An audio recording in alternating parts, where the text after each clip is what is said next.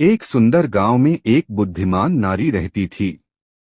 उसका नाम था लीला। वह गांव की सभी समस्याओं का समाधान निकालती थी और लोगों की मदद करती थी। गांव के लोग उसे बहुत सम्मान देते थे। एक दिन गांव में एक प्रसिद्ध ऋषि आए। उनका नाम था आनंद। ऋषि ने गांव में शांति और प्रसन्नता देखकर लीला की प्रशंसा की। उन्होंने कहा, हे लीला, तुमने इस गांव को बहुत खुशहाल बनाया है।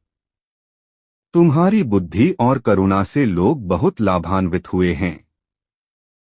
लीला ने विनम्रता से कहा, महात्मा, यह मेरा कोई विशेष गुण नहीं है। मैंने भी जीवन में बहुत संघर्ष किया है।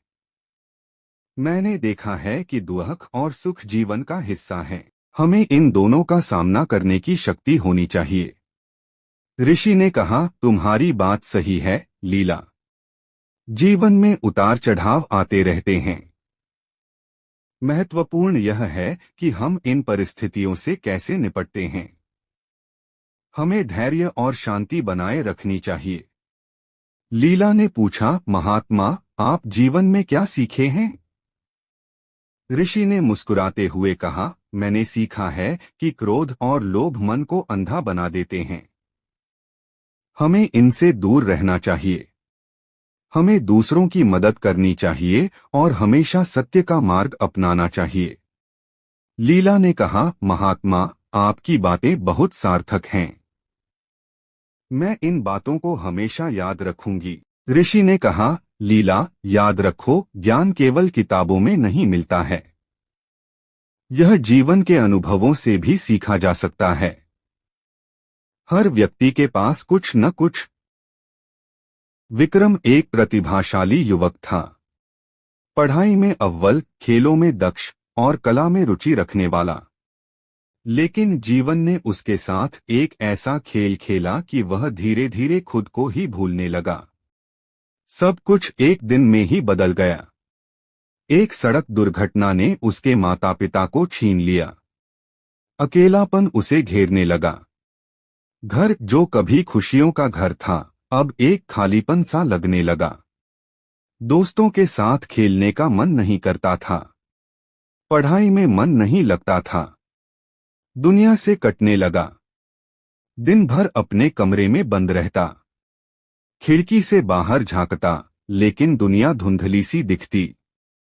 लोग आते जाते, हंसते खेलते, लेकिन उसके लिए सब कुछ बेजान सा लगता। खाने पीने में भी रुचि नहीं रही। शरीर दुर्बल होता जा रहा था। एक दिन उसके पड़ोसी ने उसे देखा। उनकी चिंता बढ़ गई। उन्होंने समझाया, विक्रम, इस तरह से जीवन व्यर्थ नहीं जाएगा।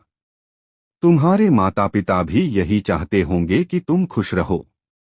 विक्रम ने सिर झुका लिया। उसे पता था कि वह गलत कर रहा है, लेकिन खुद को संभाल नहीं पा रहा था। पड़ोसी ने उसे एक पुस्तकालय में ले गए। वहां किताबों की दुनिया ने उसे एक नया रास्ता दिखाया। उसने साहित्य पढ़ना शुरू किया। कवियों की रचनाओं ने उसके मन को छुआ। लेखकों के विचारों ने उसे सोचने पर मजबूर किया। धीरे धीरे उसे जीवन का एक नया अर्थ दिखने लगा। उसने महसूस किया कि वह अकेला नहीं है। दुनिया में भी ऐसे लोग हैं जिन्होंने दुख झेले हैं, लेकिन उन्होंने जीवन से हार नहीं मानी। उन्होंने अपने दुखों को अपनी ताकत बनाया। उसने खुद को साहित्य की दुनिया में खो दिया। लिखना शुरू किया। अपने दुखों को शब्दों में ढालने लगा। धीरे धीरे उसके अंदर एक नई ऊर्जा का संचार हुआ। उसने सोचा, मेरे माता पिता चाहते होंगे कि मैं कुछ करूं। मैं अपने जीवन को सार्थक बनाऊं। उसने एक साहित्यिक संस्था बनाई। युवाओं को लेखन के लिए प्रोत्साहित किया। उनकी प्रतिभा को निखारा। धीरे धीरे वह फिर से उसी विक्रम बन गया जो कभी हुआ करता था।